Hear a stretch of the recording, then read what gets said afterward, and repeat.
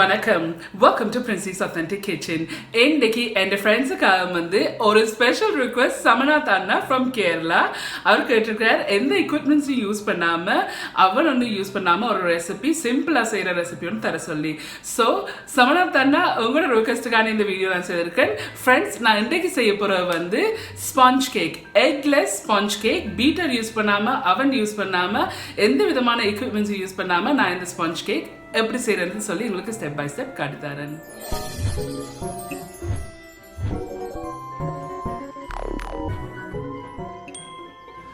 280 gram all purpose flour இருக்குது.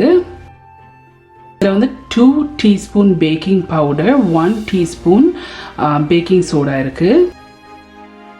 இப்போ இதை நல்லா மிக்ஸ் பண்ணி விடுங்க. மிக்ஸ் பண்ணிட்டு இதை நல்லா இது இன்னொரு பவுலில் வந்து அரைச்செடுப்போம்.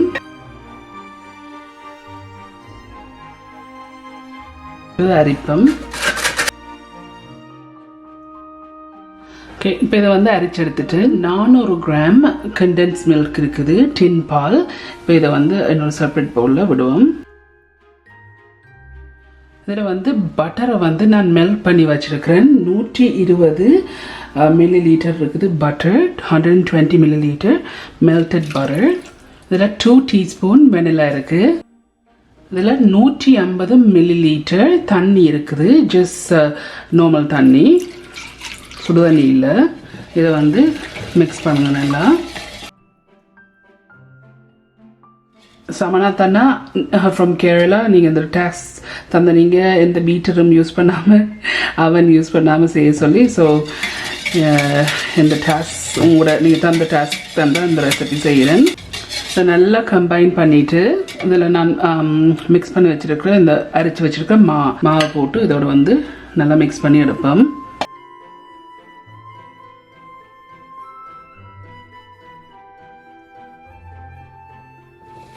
இந்த விஸ்கால நல்லா பீட் பண்ணுங்க, ஒரு லம்பும் இல்லாமல். நல்லா பீட் பண்ணி எடுத்துருக்கேன், ஒரு லம்பும் இல்லாமல்.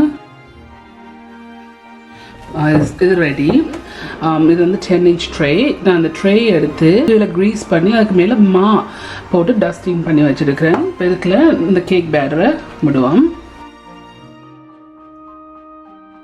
ட்ரேயில் வந்து விட்டுருக்கேன் அந்த பேட்டர். இப்படி ஒரு பெரிய பேன் எடுத்து வச்சு பாருங்க, உங்களுக்கு ட்ரே வந்து அதுக்குள்ள வந்து வைக்கலாமான்ட்டு. இப்படி ஒரு ஃப்ளாட் பிளேட் எடுத்து இதில் வச்சுட்டு ஹீட்டை வந்து நான் மீடியம் ஹீட்டில் வச்சுருக்கிறேன். வச்சுக்கொண்டு இதில் சுடுதண்ணி இருக்குது. இந்த சுடுதண்ணியை வந்து இந்த பிளேட்டுக்கு ஃபுல்லாக விடக்கூடாது, பிளேட்டை கவர் பண்ணுற அளவுக்கு விடக்கூடாது. பட் ஒரு கொஞ்சம் பிளேட்டுக்கு இந்த ஒரு பிளேட்லேருந்து ஒரு 1 inch மேலே தண்ணி விடணும், இதில் சுடுதண்ணி. இப்போ நாங்கள் வந்து இந்த ட்ரேயை வந்து இந்த பிளேட்டுக்கு மேலே வைப்போம். இப்போ இதை நான் மூட போகிறேன். மூடி போட்டு நான் டைமரை வந்து 50 minutes செட் பண்ணியிருக்கிறேன். பட் எக்ஸாக்ட்லி எவ்வளோ டைம்னு சொல்லி நான் உங்களுக்கு சொல்கிறேன். மீடியம் ஹீட்லேயே விடுங்கோ. இடக்கிட வந்து இந்த மேலே இப்படி வேர்த்து வந்துன்னு சொன்னால் அதை துடைச்சி விடுங்கோ. மெட திறந்துட்டு இந்த 50 minutesல பாருங்க, தண்ணி கொஞ்சம் வத்தி இருந்தேன்னு சொன்னால் இன்னும் கொஞ்சம் தண்ணி விடுங்கோ, நிறைய தண்ணி விடாதீங்க. ஒரு 15 minutes தான் இருக்குது. இப்போ வந்து பார்த்தீங்கன்னா இந்த வேர்த்து கொண்டு வர்றது பிரச்சனை இல்லை, பட் நெடுகளும் துறக்காதீங்க. பட் இடக்கிட வந்து துறந்து இந்த மூடியை வந்து துடைச்சி விடுங்க. தண்ணி வந்து குறைஞ்சிருந்தேன்னு சொன்னால் அதுக்குள்ள வந்து இன்னும் கொஞ்சம் தண்ணி விடுங்கோ. ஸோ என்ன கொஞ்சம் குறைஞ்சிருக்கு, நான் இன்னும் கொஞ்சம் தண்ணி விட போகிறேன், சுடு தண்ணி. இப்போ இதை மூடி போட்டு இதை நல்லா பேக் பண்ண விடுவோம். இப்போ வந்து இது ஒரு 30 minutes ஆகிருக்குது குறைஞ்சிட்டு. ஸோ இன்னும் நான் சுடு தண்ணி விட போகிறேன். மூடி போட்டு எண்ணெய் வந்து உள்ளுக்கு அவியணும். இப்போ ஒரு 38 minutes வந்து இந்த அடுப்பில் வச்சுருக்கிறேன். ஒரு ஸ்டிக் எடுத்து இப்படி வச்சு பார்த்தீங்கன்னு சொன்னால் இந்த அவிஞ்சிட்டுது. பட் இந்த சென்டரில் வந்து கொஞ்சம் அவியல. ஸோ இதுக்கு இன்னும் கொஞ்சம் தண்ணி விட்டுட்டு பார்ச்மெண்ட் பேப்பர் எடுத்து அதை மூடிட்டு பார்ச்மெண்ட் பேப்பர், ஆயில் பேப்பர் எடுத்து மூடுங்கன்னு சொன்னால் அந்த வேர் கேக்கை வந்து மேலே வந்து தண்ணி படுது.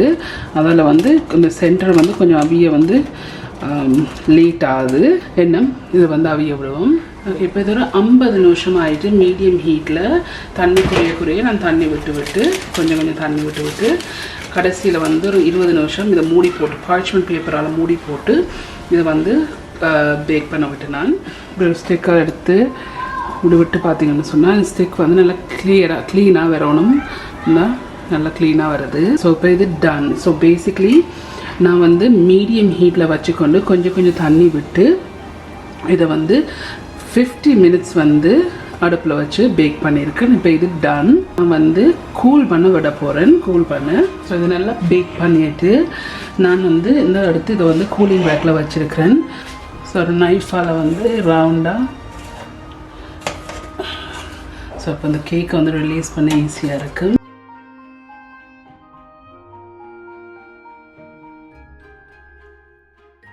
ஸோ நல்லா பேக் பண்ணிவிட்டு ஓகே ஃப்ரெண்ட்ஸ், இதுதான் இந்த எக்லெஸ் ஸ்பாஞ்ச் கேக்.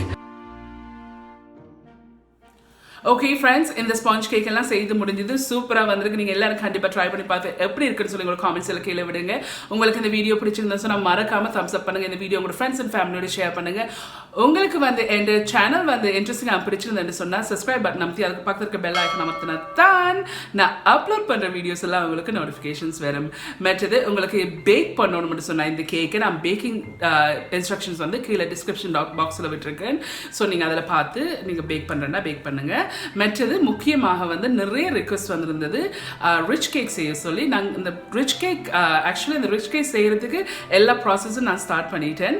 ஸோ கொஞ்சம் நாள் எடுக்கும், பட் டெஃபினெட்லி நான் உங்களுக்கு இந்த ரிச் கேக் ரெசிபியை போடுறேன்.